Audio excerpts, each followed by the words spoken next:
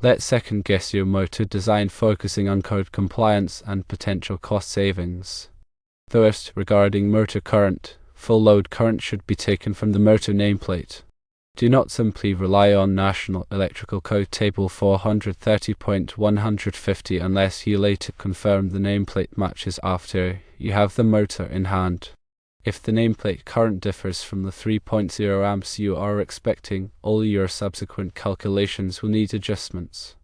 Second, consider motor heaters. National Electrical Code 430.32 A3 dictates heater requirement.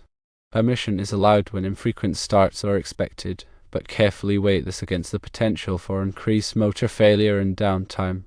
Even though you may not be strictly required to install them by code, motor heaters can add life to motors. Third, the branch circuit conductor sizing calculation appears correct. 3.0 amps times 1.25 equals 3.75 amps plus 11 times 3.0 amps equals 36.75 amps. Number 8 THHN conductors are appropriate for this calculated load. Fourth, the tap conductor sizing may be oversized.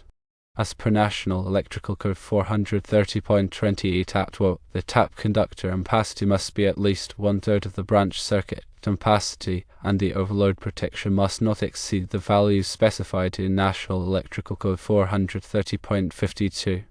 A 20 amp overcurrent protection device likely exceeds code compliance requirements. According to National Electrical Code Table 430.52, the fuses or circuit breakers should be sized to provide short circuit and ground fault protection. However, the calculation requires that you use conductors capable of the nameplate amps times 1.25.